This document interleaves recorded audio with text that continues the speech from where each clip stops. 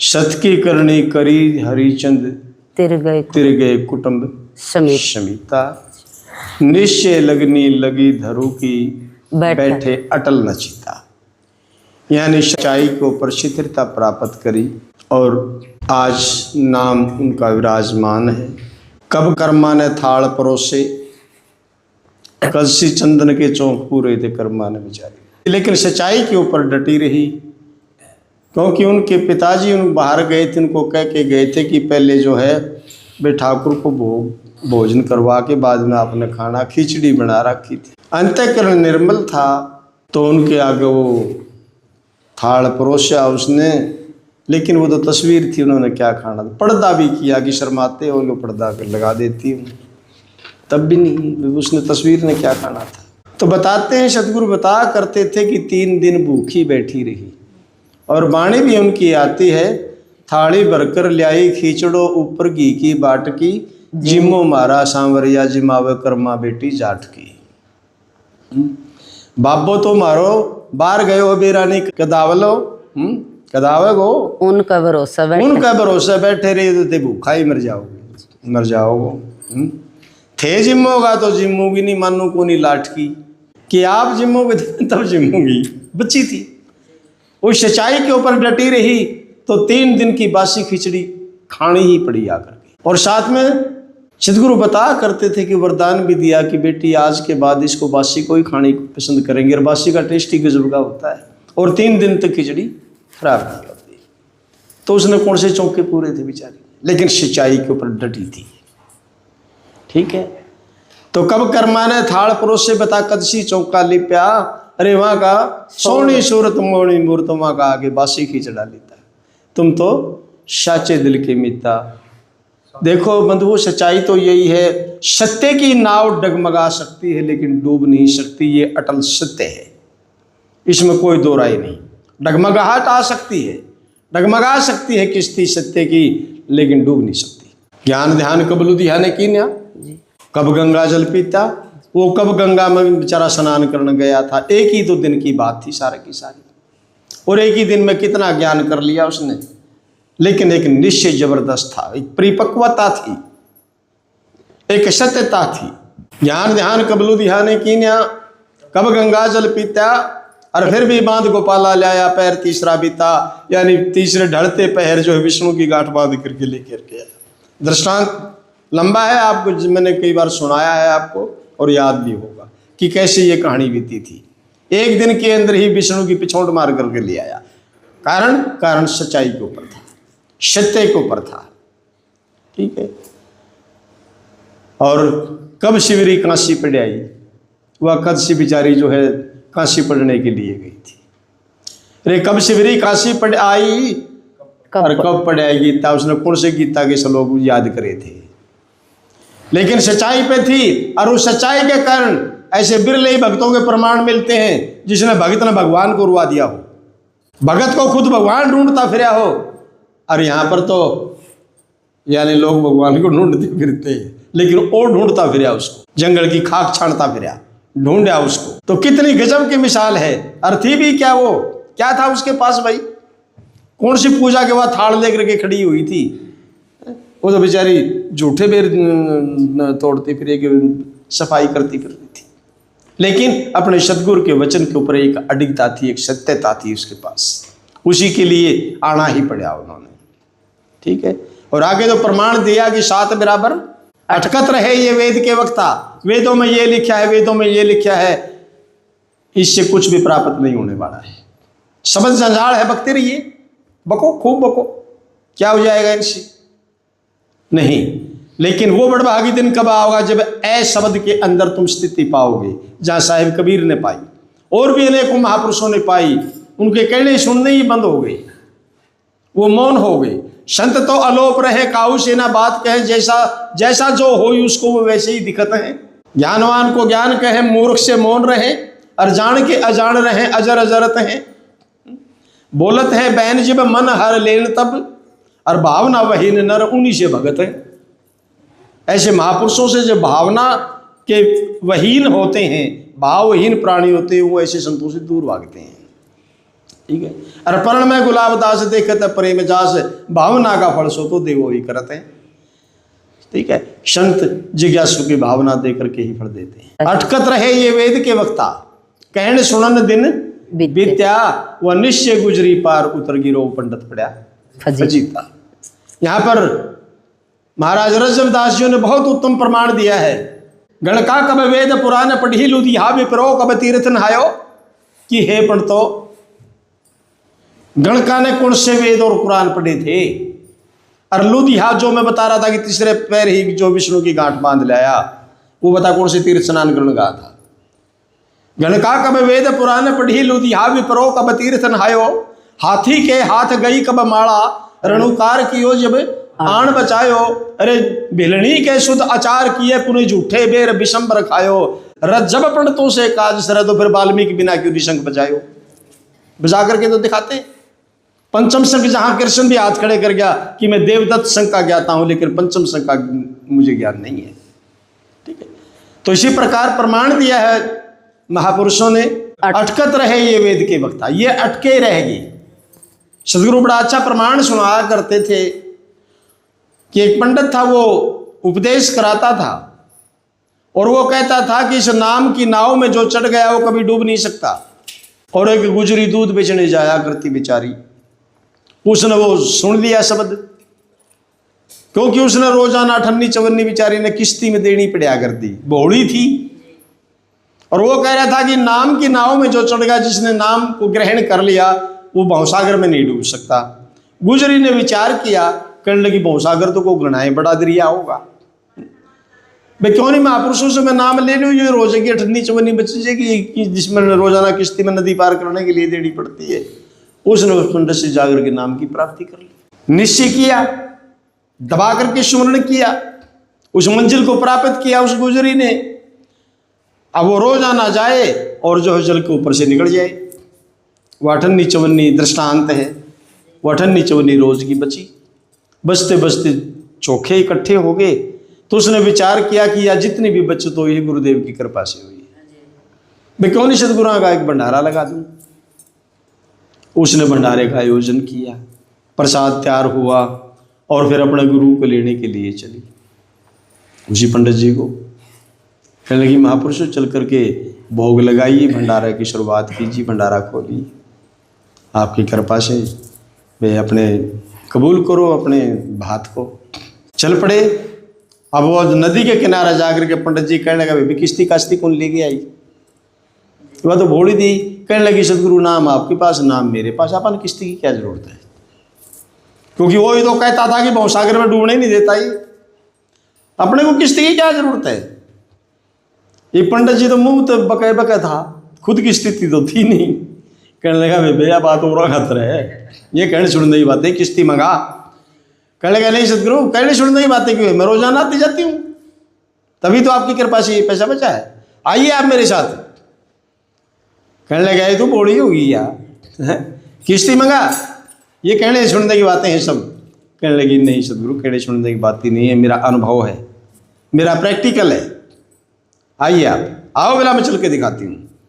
उसका तो रोज का काम था भी, वो तो गई छमाछम अपने जो पैर उसको ऊपर गोटा पे और पंडित पैर टेकते गपते ही गया और लगाया पानी, डूब गया। तो वही प्रमाण दिया कि निश्चय गुजरी, उसको ऊपर निश्चय अटल करने से, जो बताया था उसका अभ्यास करने से वो तो पार उतर गई नदी से, और वो पंडित फजीता पड़ा क्योंकि वो मुंह से बकता बकता था लेकिन खुद वैसा था नहीं। तो इसलिए प्रेमियों प्रमाण भी मिलता है कि जह घर मान अगातुर नहीं, यानी आए हुए का जहां मान समान नहीं घर पर, जह घर मान अगातुर नहीं, मुड़ मुड़ वहां दर जावण क्या, मुड़ मुड़ के उस देड़ी के ऊपर फिर जान क्या जाना है। जह घर मान अगातुर नाही, मुड़ मुड़ वहां दर जावण क्या, भीड़ पड़े में जो काम ना आवते फिर ऐसे यार बनावण क्या, बाहर मीठे और अंदर कोड़े तेनर विश्वास ठहरावण क्या, ऐसे लोगों के ऊपर क्या विश्वास ठहराना होता है। और लखे नहीं मावाक चतरते पढ़ पढ़ वेद सुनावण क्या, और जूत लगे और मिले मिठाई तांदर भोज करावण क्या, वहां क्या भोजन करना है, जहाँ खोसड़े लाकर फिर मिठाई मिले, तो वहां कोई खाना खाना होता है क्या। अरदास हरपाल जह गुर लाजते ऐसे कर्म कमावण क्या। तो वो डूब गया पंडित। पंडित पड़ा फर्जीत्या। आगे साहेब ने फरमाया सत बराबर कोई भी तप नहीं है। तपा सकता है तो इस मन को तपा, इस दे तपाने से कुछ नहीं होगा। इसका हकानी लगा ना जा को वो हक नजारा पावन क्या। जिसको वह हकानी आस्की नहीं लगी वो हक का नजारा कदापि नहीं पा सकता। रे इसका हकानी लगा ना जा को वो हक नजारा पावन क्या। तप्या नहीं मन ज्ञान अगन में तो फिर इस तन का फूंक दिखावन क्या। रंगा नहीं ये मन सोरंगे तो फिर वस्त्र रंग दिखावन क्या। नल हक पढ़ा ना कलमा तो पढ़ पढ़ इलम सुनावन क्या। शीश अर्पना मुर्शद कीता, सतगुर का अर्पण यू सिर किया ही नहीं तो फिर इन मस्जिदा में शीश निवावन क्या। दास हरपाल ना हक लख्या निरंतर तो फिर वो मुसलमान को आवन क्या। जो दुई उतार कर हो ना नागे तो फिर इस तन का नगन रखावन क्या। जब तक हम द्वैत उतार करके नंगे नहीं हुए तो फिर इस शरीर का नंगा घुमाने का इसका कोई लाभ है क्या। तो बंधुओं, कहने का भावार्थ यही था वाणी का कि सच्चाई के बगैर सब तप बकवास है। तपा सकता है तो इस मन को तपा, ब्रह्म ज्ञान की अग्नि में इस मन को तपा, वो तपस्या है। ये तपस्या नहीं जो ये 5 धूणीर 10 धूणीर 8 धूणी ला करके शरीर को फूकने के ऊपर उतारू हो जाते हैं। नहीं, ये बहुत अनमोल चौड़ा है, ये फूकने का नहीं है। बल्कि सतगुरु ने कहा अगर तेरा ये तो बोला पुड़िया में बोझ के रखने का है। लेकिन पुड़िया में बोचन की तो रखने की दूर की बात, हम खो इसको और ही कहीं रहे हैं। तो सच्चाई के बगैर कोई तप नहीं है, ज्ञान के समान कोई यज्ञ नहीं है, कोई भी यज्ञ नहीं है। लेकिन केवल और केवल दीवार, सबसे मजबूत दीवार, हमारे अंदर सबसे बड़ी बाधक यानी केवल और केवल हमारा अहंकार है। हमारा अहंकार की रुकावट ही हमारे सामने है। नहीं, उस शक्ति में अगर ये मानते हो कि कोई ऐसी शक्ति है जो सर्व चराचर को चला रही है, सर्व क्या है को नियंत्रित कर किए हुए है, अगर आप ऐसी मानते हो कोई ऐसी शक्ति है तो तुम्हारे में और उसके बीच के अंदर केवल और केवल दीवार तुम्हारा अहंकार ही बना खड़ा है। जिस दिन इस अहंकार को गिरा दोगे उस दिन उसमें तुम में कोई भी अंतर नहीं रहेगा। दूसरा मान करके उसको तलाश कहाँ कर रहे हो, कहाँ खोज रहे हो, नहीं।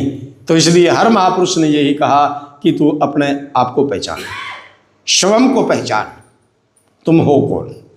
बस जिस दिन स्वयं को पहचान लोगे कुछ पहचानना शेष और रहेगा ही नहीं। लेकिन स्वयं को पहचानने के लिए हमें गुणवानों की, महापुरुषों की संगत करनी होगी, उनसे मार्गदर्शन लेना होगा। क्योंकि अज्ञानता ने इस जीव को अंधा बना रखा है, बुद्धि इसकी जड़ हो गई है, विचार नहीं कर सकती है। वस्तु तेरे पास ही जड़ दे ही में पीव रम्या तू करके प्रख न खेदी रे। वो तेरा पीव, वो तेरा खामिद, वो तेरा मालिक तेरे शरीर के अंदर व्यापक है, रोम रोम के अंदर है, कहीं तेरे से जुदा नहीं है। जड़ दे ही में पीव रम्या तू करके प्रख न खेदी रे। ये जड़ चेतन का मेल ईसा जो दूध नीर की सी तीरी। जैसे दूध और पानी आपस में मिलकर के एक ही रूप बन जाता है, इसी प्रकार ये जड़ देह और इसके अंदर वो चेतन रम करके एक ही स्वरूप बना हुआ है। पर दूध नीर को कोई हंस पिछाना, जड़ चेतन ज्ञान विवेकी रे। दास हरपाल कोई हर दर्शावेगा, कोई तत्व लखेगा बेदी रे।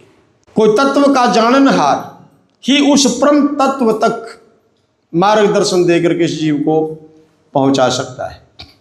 दूसरा और कोई मार्ग नजर नहीं आता। जिसने भी पाया महापुरुषों के सानिध्य में जाकर के पाया, उनके मार्गदर्शन से पाया और स्वयं के अंदर पाया, कहीं बाहर जंगल में नहीं बैठा मिले वो।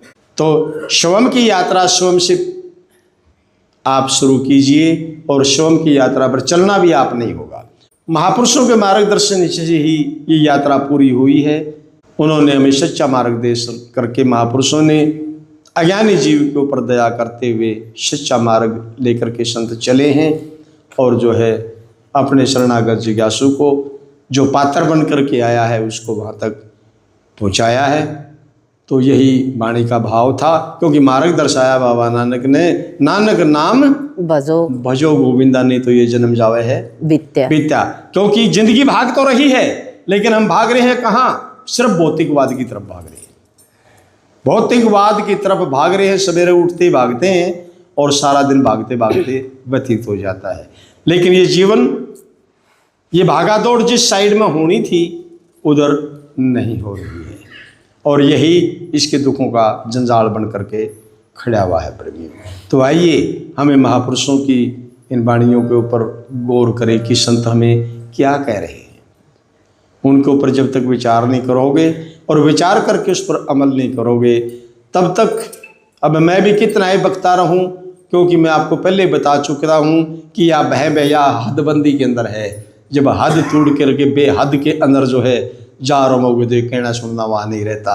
वहाँ जहाँ ज़रूरत होती है वहीं पर कहना सुनना होता है। ठीक है, जहाँ पात्र है उसी के अंदर कुछ डाला जाता है। जहाँ है ही अपात्रता, तो वहाँ ये महान पुरुषों का इतना सुंदर, इतने अनमोल मोती ये व्यर्थ करने के लिए नहीं संत दे करके गए हैं। ठीक है, मैं बार बार आपको बताता भी रहा हूँ कि हम बेटी के लिए लड़का ढूंढते हैं तो उसके लिए योग्य वर की तलाश करते हैं, और बेटी भी कहती है कि पापा मैं मेरा हाथ तो सौंप दे, लेकिन किसी योग्य को सौंपिए। किसी ऐसे के हाथ में मेरा हाथ ना दे सौंप दिए कि जो मेरा जीवन न बर्बाद कर दे। तो ये ब्रह्म ज्ञान संतों, ये संतों की बेटी है। इसके लिए भी योग्य वर की जरूरत है।